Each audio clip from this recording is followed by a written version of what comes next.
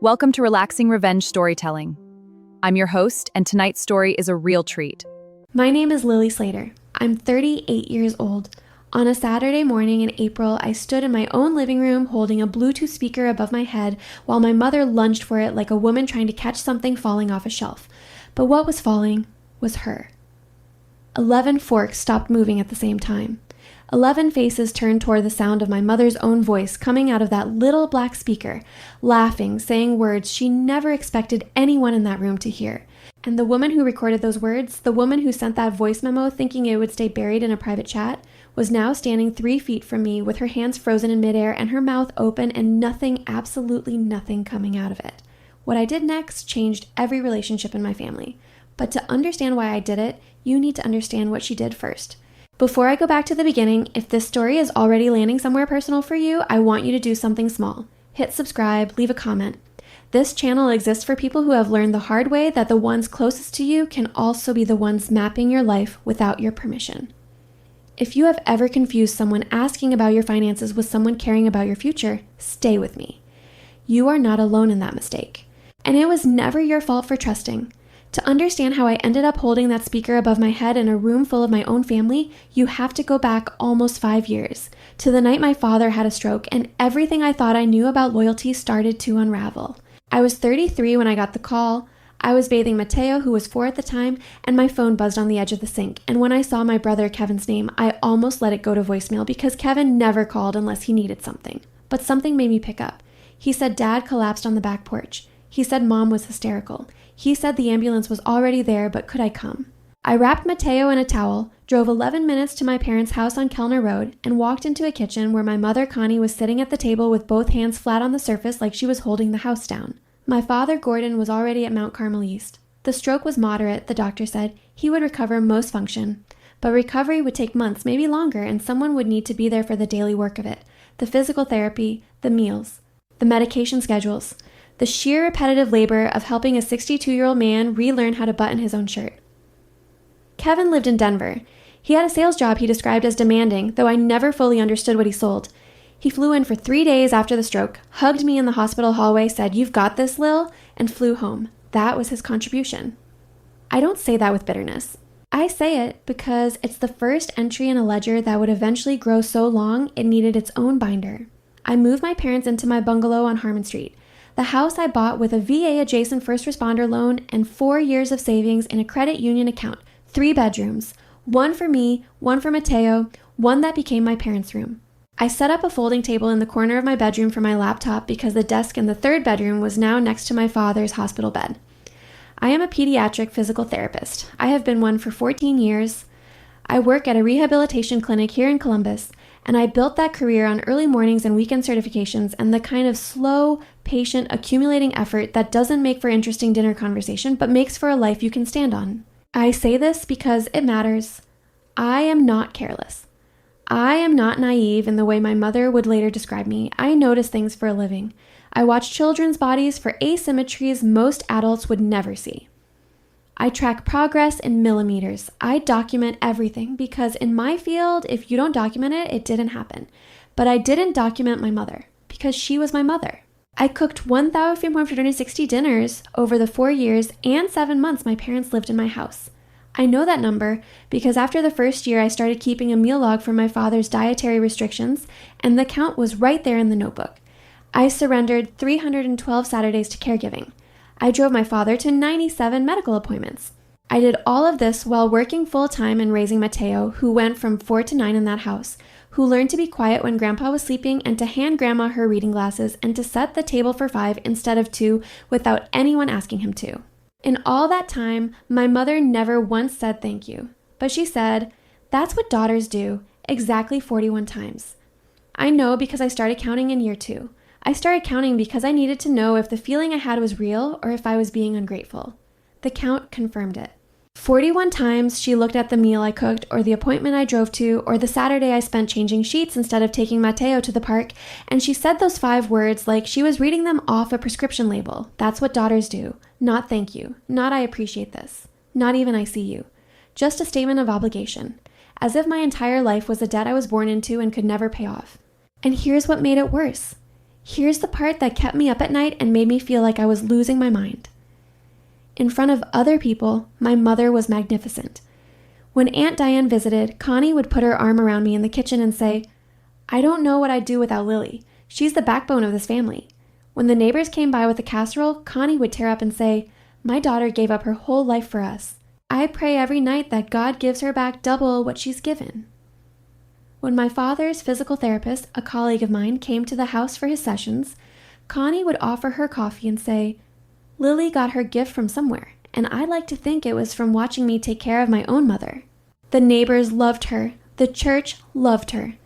Aunt Diane called her a saint for managing Gordon's recovery with such grace, not knowing that I was the one managing everything while Connie watched daytime television and organized what she called her prayer journal. But what I later learned was something else entirely.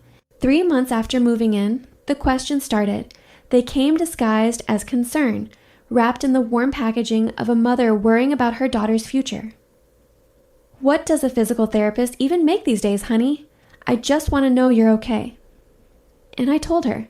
I told her my salary because I had never had a reason to lie to my mother. "Do you have a will? God forbid something happens to you. What happens to Mateo?" And I told her about my life insurance policy, my credit union account, my 401k through the clinic. I told her because I thought sharing information with family was the same as being loved. I thought transparency was what you owed the people who raised you. I thought the fact that she was asking meant she cared. She asked about my mortgage. I told her. She asked about my monthly expenses. I told her. She asked about Mateo's education fund. I told her the balance. She asked these questions the way you'd ask someone how their day was, over dishes, on the couch, in the car on the way to the pharmacy. And every answer I gave her went into a file I didn't know existed. I found out about the Tuesday meetings by accident. I was working late, covering a colleague's evening session at the clinic, and when I got home at 8:30, my mother was already back from wherever she'd been, sitting in the recliner with her reading glasses on, and she said she'd been at Aunt Diane's for coffee. I didn't think anything of it. But the next Tuesday, and the Tuesday after that, she was at Diane's again. Every other Tuesday, like clockwork. She called them family planning sessions. She told me they were estate planning discussions, just Diane and her, and sometimes Uncle Phil, talking about what happens when she and Gordon pass, making sure everything is organized. I thought it was responsible. I thought it was something I should be grateful for, that my mother was thinking ahead. I even felt a small pulse of guilt that I hadn't been invited, followed immediately by relief that at least this was one thing I didn't have to manage. I had no idea that the first 5 meetings focused entirely on me. Not on Connie's estate, not on Gordon's pension, on my assets, my debts, my monthly cash flow, on mapping the financial life of their living daughter like she was a property they were preparing to develop. But I wouldn't learn that for another year. What I learned next came at Thanksgiving, and it came from the mouth of the person I trusted most after my own mother. My cousin Tara was my best friend. We grew up 2 streets apart, shared a locker in 8th grade, drove to each other's college campuses on weekends. When Mateo was born, Tara was in the delivery room. When I bought the bungalow, Tara helped me paint the kitchen. She was the person I called when I was tired, and the person I texted when something made me laugh, and the person I believed, with the kind of certainty you don't question, would never hurt me. At Thanksgiving dinner that year, the table was full and loud, and my mother had made her sweet potato casserole, and everyone was talking over each other the way families do when they're performing togetherness. Tara leaned over during dessert and said casually, like it was just conversation, "So what's your mortgage payment these days, Lil? Brian and I are thinking about buying, and I want to know what's realistic." I told her, $1,940 a month, including escrow. She nodded, said, "That's not bad for the neighborhood," and changed the subject. 3 days later, that number appeared in meeting minutes under the heading Monthly Extraction Capacity. Written in my mother's handwriting, I wouldn't see those minutes for months, but Tara knew what she was doing when she asked. She had been given a question to ask, a specific piece of information to extract, at a table full of people eating turkey and pretending we were a family that loved each other. Around the same time, my brother Kevin started calling, not once a month like usual, every week, sometimes twice. He asked how I was doing, how Mateo was, whether Dad was improving. He asked about my work, whether I was happy, whether I was seeing anyone. I was so touched I almost cried the first time he called on a Tuesday evening just to check in. My brother, who had done nothing for 4 years, was finally showing up. Not physically, but at least on the phone, at least with his voice. I found out the truth because my mother left her iPad on the kitchen counter. She'd been using it to FaceTime with Diane and forgot to close the messages app. I wasn't snooping. I picked it up to move it because Mateo had spilled juice nearby and I didn't want it to get wet. The screen was still on. The text thread with Kevin was open. And there, in my mother's words, in the green bubbles I'd seen 1,000 times, was the script she'd been writing for my brother. Find out if she's seeing anyone serious. A boyfriend complicates access. That was the line. Access.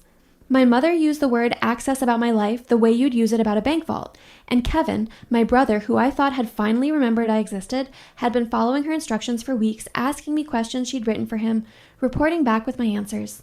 My hands went cold. I set the iPad back exactly where it was. I went to the bathroom, closed the door, and sat on the edge of the tub for 20 minutes. I didn't cry. Something else happened. Something behind my ribs tightened like a bolt being turned, and I felt it catch. I felt something that had always been flexible become rigid. I didn't know what I was going to do yet. But I knew that the person I'd been, the person who answered every question because she believed family meant everyone gets a key, that person was gone. She left while I was sitting on the edge of that bathtub reading my mother's texts, and she wasn't coming back. The next week, Connie pushed me to switch financial advisors. She'd been mentioning it casually for months, but now she had a name. Ray Whitfield. His firm was in Worthington. She called him practically family. She said he'd managed Uncle Phil's retirement beautifully, and he was offering a special rate for family referrals. She said I was being foolish keeping my money in a credit union with no real investment strategy. She said this with the warm, concerned voice she used in front of everyone. The voice that made you feel like refusing her was the same as hurting her. I almost signed.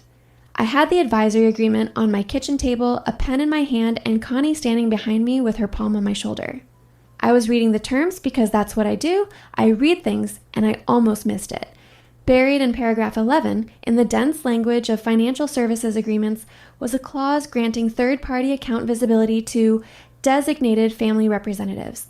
My mother was trying to get legal access to see every dollar I had, every transaction I made, every account I owned, and she dressed it up in a firm handshake and a referral from a man she called family. I put the pen down. I said I needed to think about it. Connie's hand tightened on my shoulder for exactly 1 second before she said, "Of course, honey, take your time." And in that 1 second of pressure, I felt the entire architecture of what she'd been building. If you've ever almost handed someone a key to your life because they called it family planning, drop a comment right now. You're not naive. You were trusting. There's a difference, and the people who exploited it are the ones who should be ashamed. I didn't sleep that night. I sat at the folding table in my bedroom corner with my laptop open, and I started writing down everything.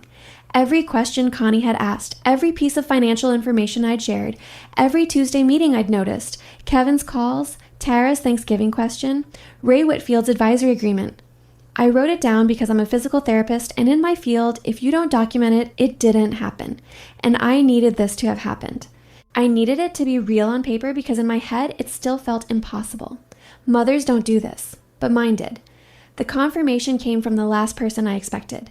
Helen Pruitt knocked on my kitchen door on a Wednesday night in February. I knew her as my mother's accountant. She'd been at the house a few times, always with a laptop bag and a quiet demeanor. She was 58, silver-haired, precise in the way CPAs tend to be, and I had never thought about her for more than 3 seconds at a time. She was part of my mother's world, not mine. She set a flash drive on my kitchen counter. It was small, silver, unremarkable. She said, "I've been documenting everything since meeting number 4. There are 14 sets of minutes, and your name is on every page." I opened the first file on my laptop, and there, in a scanned document, I saw my mother's handwriting, my credit union balance, my 401k estimate. And the phrase, written in the looping cursive I'd known my whole life, projected inheritance value if we outlive her. I closed the laptop. I looked at Helen. She was standing in my kitchen with her coat still on and her hands clasped in front of her, and she said something I will never forget. She said, "I've been an accountant for 30 years, and I've seen greed, but I've never seen a mother build a spreadsheet to harvest her own child." Helen explained everything. She'd been hired by Connie to manage the parents' retirement portfolio, which was modest, but the meetings weren't about retirement. By meeting 3, Helen recognized the pattern. She'd seen it before. Her own sister had been financially exploited by a parent 20 years earlier, and the architecture was identical. The slow extraction of information, the recruitment of family members as intelligence assets, the gradual construction of legal pathways to access someone's money without their knowledge. By meeting 4, Helen had started keeping duplicate minutes with her own annotations. She preserved the emails Connie sent requesting Lily's credit report. She documented the roles assigned to other people. Kevin was the emotional surveillance calling weekly to assess my romantic status and general vulnerability. Tara was the financial intelligence, extracting specific numbers at family gatherings. Ray Whitfield was the institutional gateway, his firm chosen specifically because it allowed third-party visibility clauses that most advisory firms had stopped offering years ago. The contamination reached 7 people before I stopped counting. My mother, my father, my brother, my cousin, my aunt, Ray Whitfield, and a financial advisor at Ray's firm who had been told I was a family client requiring special handling. Helen sat at my kitchen table for 3 hours that first night. She walked me through every meeting, every page, every escalation. She showed me meeting minute number 11, where my father, the quiet man in the recliner, the man I'd driven to 97 medical appointments, the man I'd spoon-fed applesauce during his worst weeks, had suggested they wait until I refinanced the bungalow to push for a cosigner addition. She'll be distracted by the paperwork, won't read the fine print. Those were his words. My father, whose stroke I had rearranged my entire life to help him survive. He was strategic, not silent. He'd been quiet in that recliner not because the stroke had diminished him, but because silence was his contribution to the plan. The binder started as a manila folder, Helen's flash drive, my own notes, printouts of meeting minutes, the advisory agreement with paragraph 11 highlighted in yellow, Kevin's text thread screenshotted from the iPad before Connie noticed it had been moved.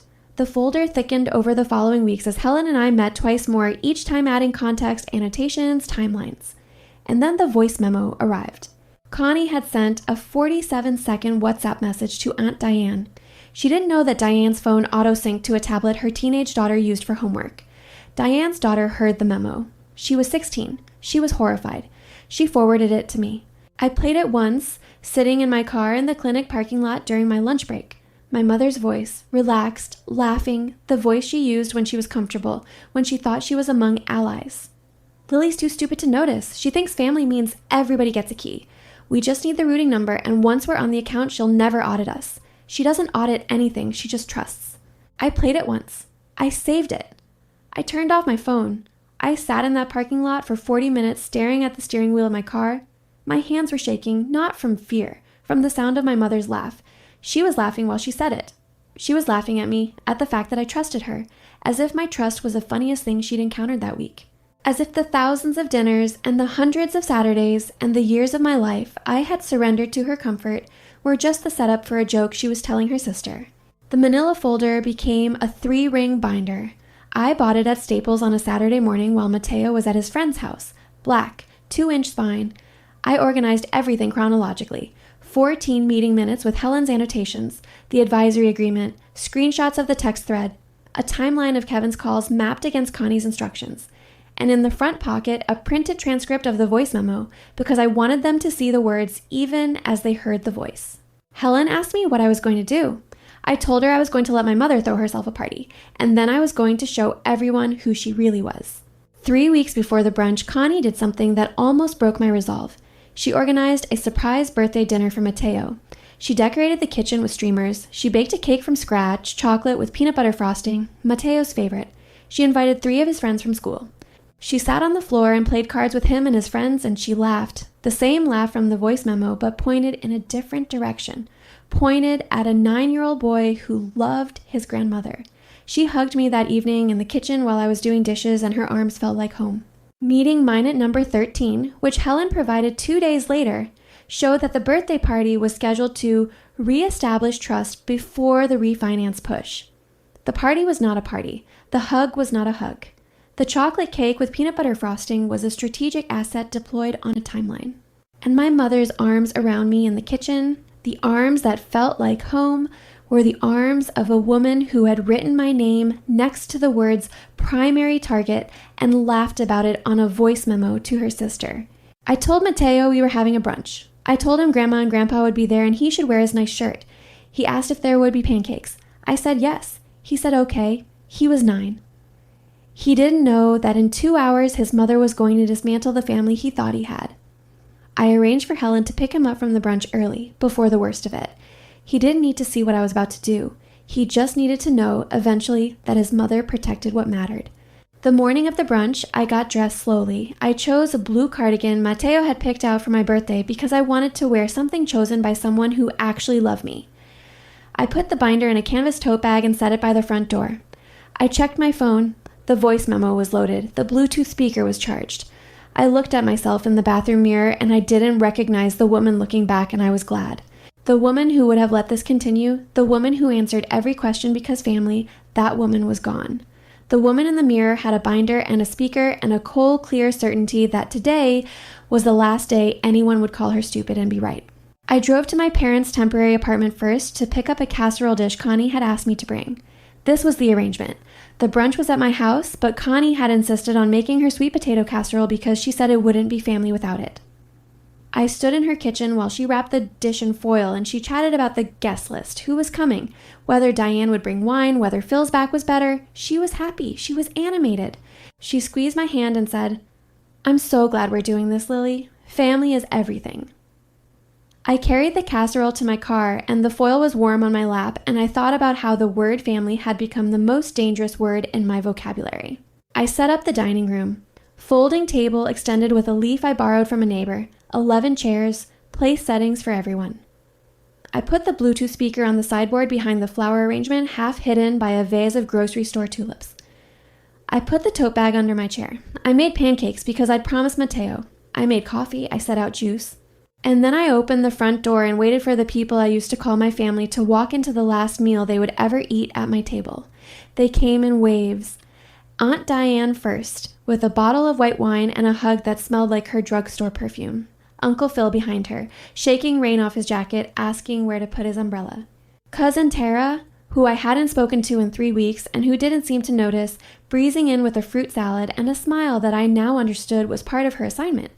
Kevin, who had flown in from Denver because Connie had told him, "Lily wants to reconnect," which was a lie, but he was here and that was what mattered. Ray Whitfield, who I had only met twice, arriving with a bottle of bourbon and the easy confidence of a man who didn't know he was walking into the last room that would welcome him. My parents arrived last. Gordon, moving slowly, using his cane, lowering himself into the chair at the head of the table with the careful precision of a man who had learned to move deliberately after his stroke. Connie bustling, arranging, touching everyone's shoulder, adjusting the flowers, telling Diane the tulips were gorgeous even though I had bought them. And there it was. The room. My dining room transformed into my mother's stage. She was the director, the lead, the audience's favorite. She moved through the space like she owned it, which she did not, but which she had been planning to for 14 meetings. Mateo sat next to me. He ate pancakes. He talked to Kevin about the Avengers. He showed Uncle Phil a magic trick with a quarter. Helen had agreed to arrive at 11:15, exactly 45 minutes into the brunch, and take Mateo for ice cream. The timeline was precise. I needed him gone before what came next. The first 40 minutes were unbearable, not because anything went wrong, but because everything went exactly right. The food was good, the conversation was warm. Phil told a story about a golf game that made everyone laugh. Tara complimented my pancakes. Kevin and Mateo were genuinely having fun. My mother sat at the center of it all, glowing, orchestrating, the matriarch of a family that adored her. She told Diane that Lily had been such a rock during Gordon's recovery. She said it with tears in her eyes. She said it 3 feet from the chair under which sat a binder, documenting how she'd spent those same years, mapping my financial life like a general planning an invasion. At 11:12, the doorbell rang. Helen. She was right on time. She wore a gray blazer and she smiled at Mateo and said she had a surprise for him. Mateo looked at me. I nodded. He grabbed his jacket and left with Helen without complaint because he was 9 and ice cream was better than sitting with adults. The door closed behind them, and I felt the room contract. 1 fewer innocent, 1 fewer reason to hesitate. Connie stood up. She had a glass of wine in her hand. She tapped it with a fork the way people do in movies, and the room quieted. She said she wanted to make a toast. She said she was grateful to have her family together under one roof. She said that after Gordon's stroke, she'd learned what really mattered, and what really mattered was this. This table, these faces, this love. She raised her glass and said, "To family." Everyone raised their glasses. I raised mine. I touched it to my lips, but I didn't drink. I set it down. I waited for the echo of the toast to settle, for the forks to resume, for the room to return to its comfortable noise, and then I said it. "Mom, can you tell everyone what the Tuesday meetings were about?" The fork noise didn't stop all at once. It tapered. Diane's fork hit her plate first, then Phil's, then Tara's, although hers hesitated, suspended in midair for a half second that told me she knew exactly what I was asking. Connie's smile didn't disappear. It rearranged. It became the smile she used when someone asked an awkward question at a dinner party, the deflection smile, the hostess smile.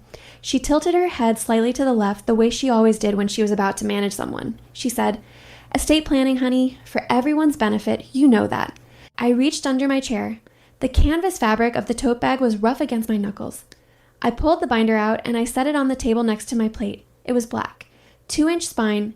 It landed with a weight that was heavier than paper. The sound of it hitting the table was flat and final, like a book closing. I opened it to page 1 and I read the header aloud. Asset map, Lily Slater, primary target. The room went still, the way a room goes still when the air is suddenly not enough for everyone. The chandelier above the table hummed faintly, a sound I had never noticed before, but that now seemed to fill the entire house. Phil leaned forward. Diane's hand came up to her mouth slowly, like she was trying to catch something that had already escaped. Kevin looked at the binder and then at our mother, and I watched him calculate, watched the muscles in his jaw tighten and release. Tara stared at the table. Her fingers were wrapped around the stem of her wine glass so tightly I could see the white ridges of her knuckles. Connie laughed. It was the same laugh from the voice memo, short and dismissive, a laugh designed to make the person hearing it feel small.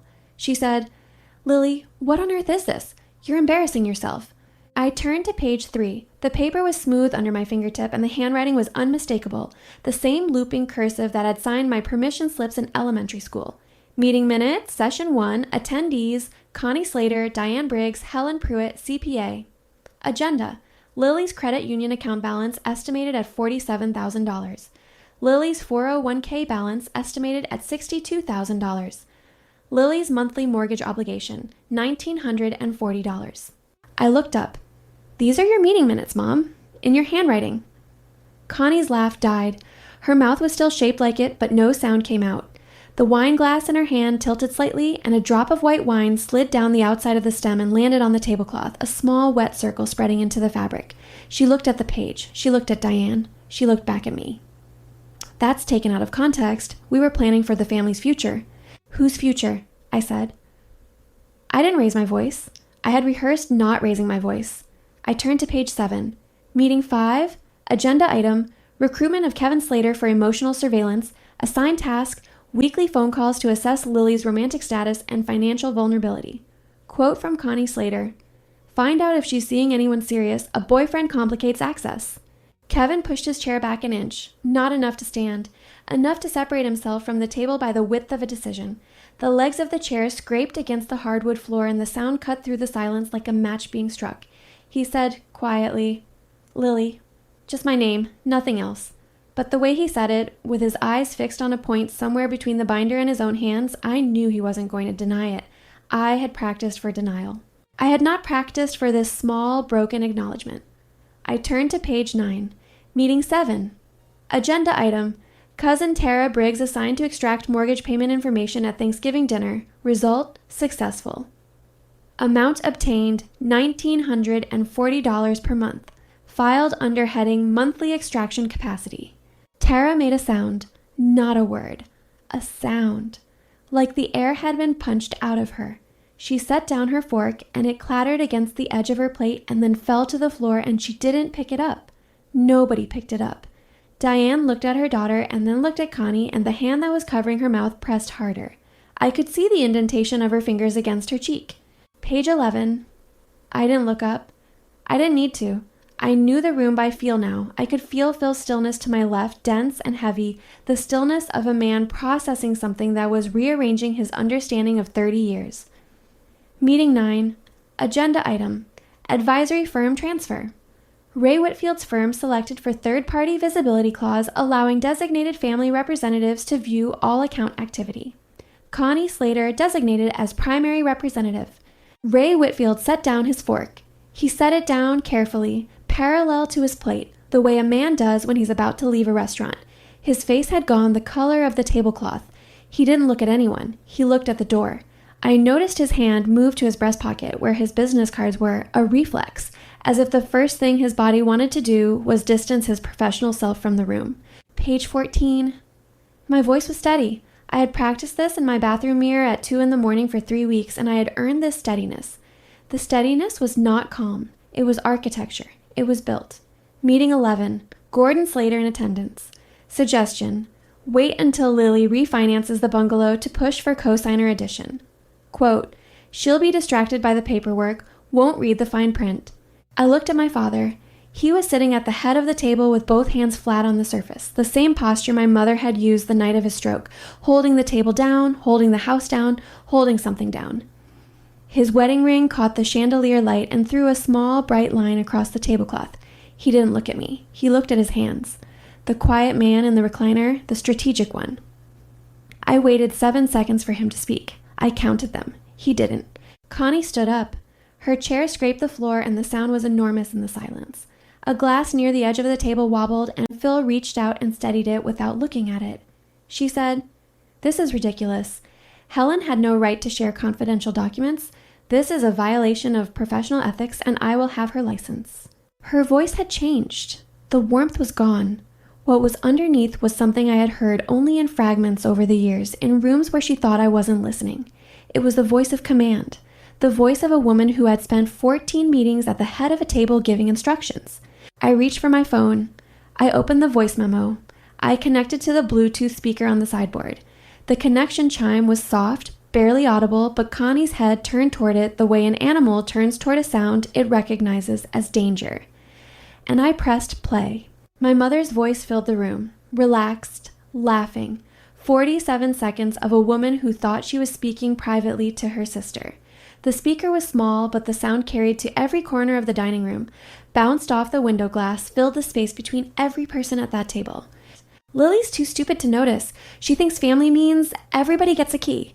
We just need the routing number, and once we're on the account, she'll never audit us. She doesn't audit anything, she just trusts. Connie lunged. She crossed the space between her chair and the sideboard in 2 steps and reached for the speaker. I was faster. I picked it up and held it above my head. She grabbed for it and her fingernails scraped my wrist and I felt the sting of it. 3 thin lines of heat across my skin, and the recording kept playing, her own laughter bouncing off the walls of the dining room she had toasted 3 minutes earlier. The tulips in the vase trembled from the vibration of the speaker.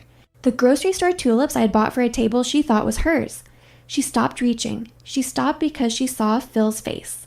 Phil, her brother-in-law, who had played golf with Gordon every Saturday for 20 years, was looking at her the way you look at someone you've just met and immediately don't trust. His arms were crossed and his chin was lowered and his eyes were steady and unblinking. And Diane was looking at her hands, both palms flat on the table as if she too were trying to hold something down.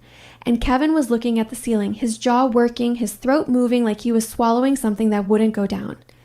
And Tara was crying without sound, tears running down her face and dropping onto the tablecloth next to the fork she hadn't picked up. And Ray Whitfield was already standing, already buttoning his jacket with hands that were not entirely steady, already moving toward the door, and he left without his coat. He just walked out. The bourbon he'd brought sat unopened on the sideboard next to where the speaker had been. The door didn't even close all the way behind him. A line of cool April air drifted in through the gap and I felt it on the scratch marks on my wrist. The recording ended. The speaker made a small digital sound, the blip of silence after a file finishes. And then the room was quiet. Not the warm quiet of a pause between stories, the cold quiet of a room full of people recalculating everything they thought they knew. 12 seconds passed. I counted them the way I count seconds in my clinic, waiting for a child's reflex response, measuring the gap between stimulus and reaction. Connie sat down, not in her chair. She missed it by 6 inches and landed on the edge, half sitting, half bracing, one hand gripping the table for balance. The wine glass in front of her place setting was still full. She said, "It was for your protection." I opened the binder to page 13. Meeting 12. Budget heading. Projected inheritance value if we outlive her. Calculated at $227,000, including house equity, retirement accounts, and credit union savings. It was for your protection, Lily. You calculated what my life was worth if you outlive me, Mom. That's not protection. That's a harvest. She tried to cry. I watched it happen. I watched her face attempt the expression that had worked on every person in this room for decades. The trembling lip, the wet eyes, the quiver in the voice that said, "I am a mother in pain. How can you do this to me?" The effort was visible in the muscles around her eyes, the way a performance is visible when you know where to look.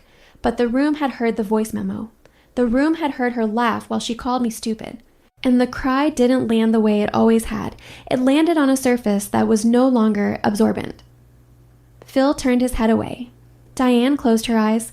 The cry hit the room and slid off it like water off stone. She pivoted to blame. Her voice hardened in the span of a single breath.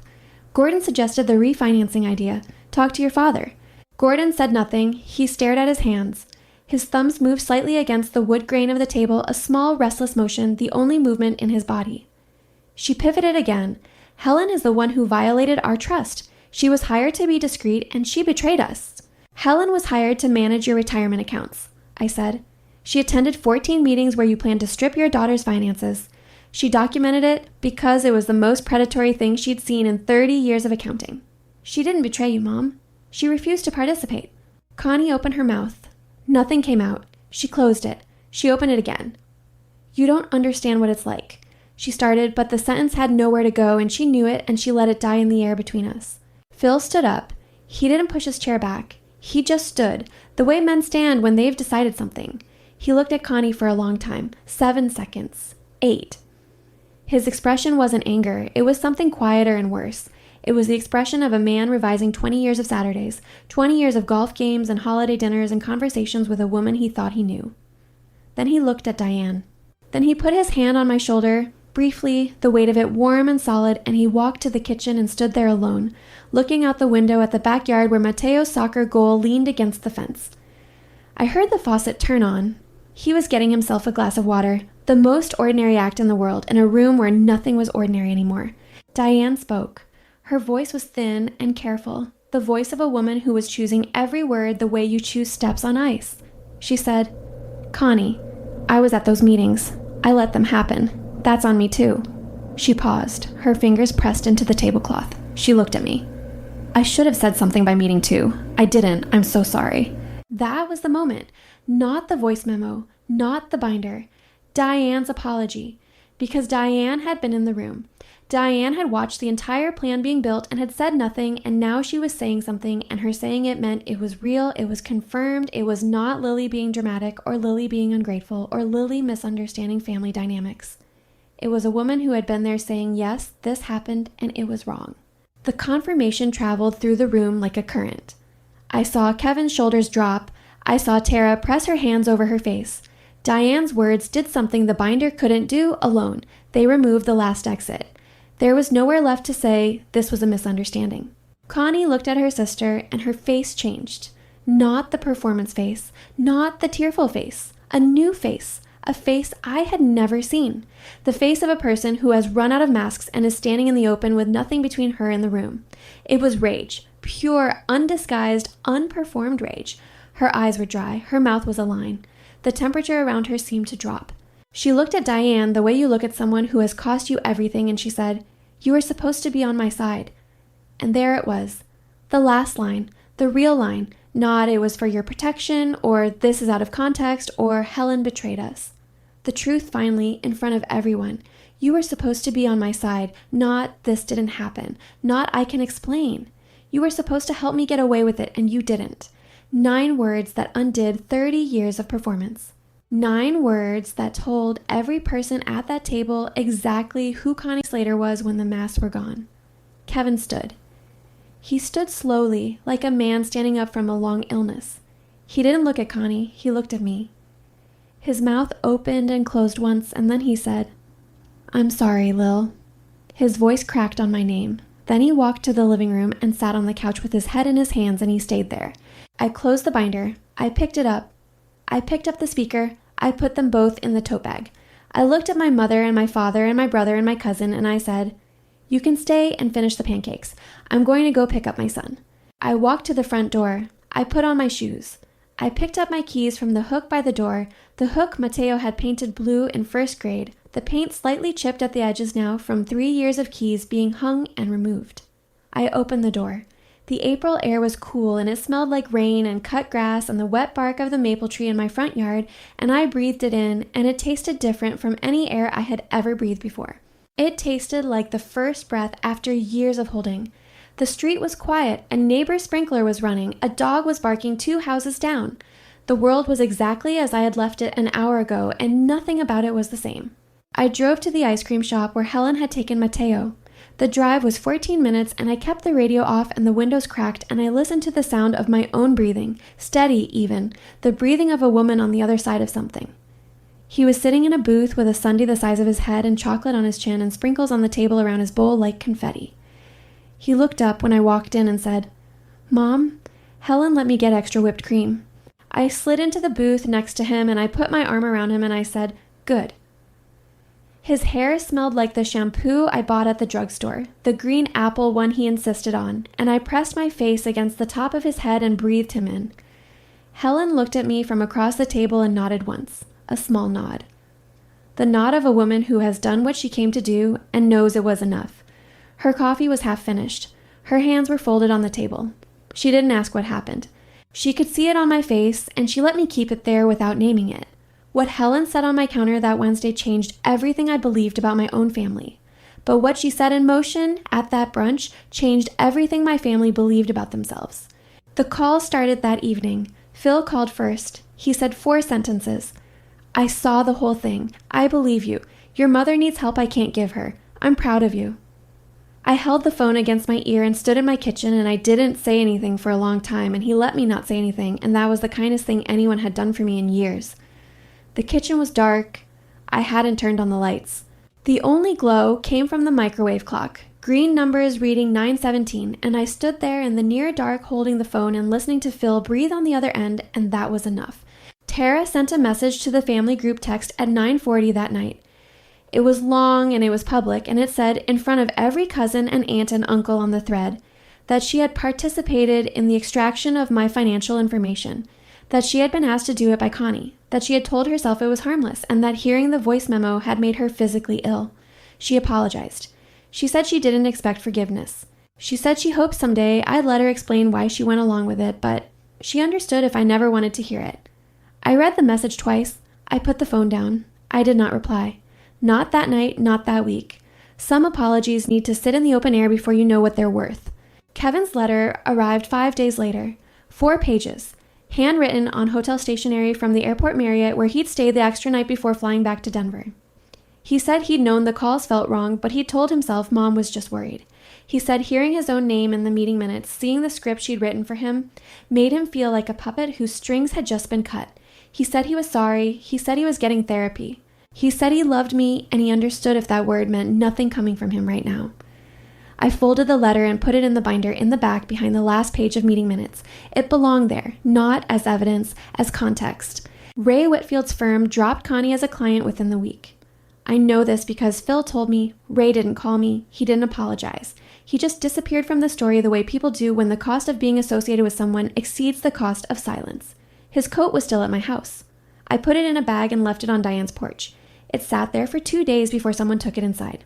Connie tried to reframe. She called Diane's friends and told them the brunch had been a misunderstanding, that Lily was under stress, that the documents were taken out of context. But Diane's friends had already heard the voice memo because Diane, to her credit, had told them.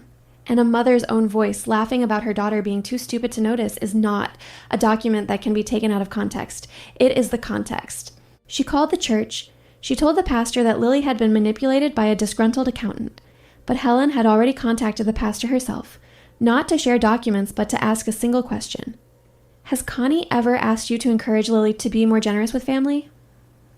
The pastor went quiet on the phone. Helen said later she could hear him remembering something. She could hear the silence of a man rearranging a conversation he'd had months ago, seeing it now from a different angle. Within 2 weeks, Connie and Gordon had nowhere to go but Diane's spare room. I gave them a 30-day written notice prepared by my attorney, printed on legal letterhead, delivered to the apartment they'd been renting since I first asked them to leave my bungalow.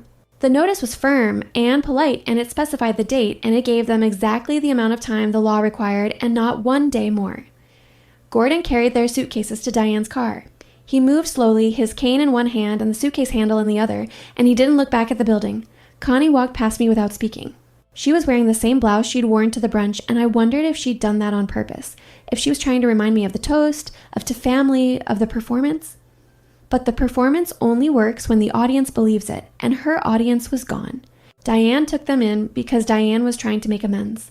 But the spare room at Diane's house was small, and Connie's voice carried, and within a month, Diane called me and said gently that living with my mother was teaching her things she wished she'd learned years ago. She said, "I understand now why you were so tired." That sentence landed heavier than any apology. The binder sits in the bottom drawer of my desk now, not on display, not in a safe, in a drawer under a folder of Mateo's school artwork beneath a watercolor of a house with a blue door that he painted in 3rd grade. I don't look at it. I don't need to. It did its work. But I keep it because it reminds me that trust should be earned, not inherited. And because sometimes, late at night, when the house is quiet and Mateo is asleep and I'm sitting in the kitchen with a cup of tea, the steam curling up in the lamplight, I need to remember that the woman who kept that binder is the same woman who once answered every question her mother asked because she thought love and transparency were the same thing. They aren't. Love is what Mateo gives me when he shows me his homework without being asked. Transparency is what my mother demanded and then weaponized. The difference between the two is the entire distance of my adult life. 3 months after the brunch, I was sitting on the aluminum bleachers at Mateo's soccer game on a Saturday morning. The field was wet from overnight rain, and the kids' shoes were making sucking sounds in the mud, and the other parents were huddled in jackets with coffee cups, and it was the most ordinary scene in the world. The bleachers were cold through my jeans. The air smelled like wet grass and the hot dogs someone was grilling in the parking lot behind the field house. My phone rang. I pulled it out. The screen said, "Mom." I looked at it. I watched it ring once, twice. The screen glowed with her name in my kitchen, in the stands, in the open air of a morning that belonged to me and my son, 3 times. The vibration hummed against my palm. I set the phone face down on the bleacher beside me, not with anger, not with grief, with the specific calm of a woman who has learned that answering is a choice, not an obligation. The phone buzzed once more against the aluminum and then went still. Mateo got the ball near the goal. He was not the fastest kid on the team and not the most coordinated, but he was determined in the way only 9-year-olds can be determined, with his whole body leaned forward and his face set in concentration, his cleats digging into the soft ground. He kicked. The ball went in. It hit the back of the net with a sound like a held breath releasing. His first goal. He spun around and looked for me in the stands, and I was already standing, already clapping, already exactly where I was supposed to be. His face split into the widest grin I had ever seen on him, and he pumped both fists in the air, and his teammates crashed into him. And for 3 seconds, he disappeared under a pile of muddy jerseys, and then he was up again, looking at me, making sure I had seen it. I had seen it. I had seen all of it. Helen was at the game. She started coming after the brunch, not because I asked her to, but because she said she liked watching kids play sports and had no grandchildren of her own. She sat 2 rows behind me with a thermos of coffee and a fleece blanket over her knees. After Mateo scored, she leaned forward and said, "That kid is going to be fine." I turned around and looked at her, and she was smiling, and her smile had nothing in it but the truth, and the truth was enough. I used to think that sharing everything with your family was love. I was wrong. It was access. And the people who demand access while calling it love are counting on you not knowing the difference. I know the difference now. It cost me my mother, my father, most of my extended family, and 2 years of sleep. But it bought me something I didn't have before. The ability to sit in an open room full of people and not perform. The ability to answer a question or not answer it and know that both choices belong to me. The ability to let a phone ring. If you have been sitting in a family that maps your value on a spreadsheet while telling you they love you at the dinner table, I need you to hear this. The first person who calls it what it is will be called crazy. The second person will be called brave. Be the first person anyway. The second one is already in the room, waiting for you to go first. That is Lily's story. 1 black binder on a brunch table, 1 47-second voice memo on a Bluetooth speaker, and 1 accountant who walked into a kitchen with a flash drive because some patterns should not be protected by silence. If any part of this felt familiar, if you've ever done the math on what your family took while smiling at you across the table, tell me in the comments. I read everyone. Subscribe if this is the kind of story that makes you feel less alone in what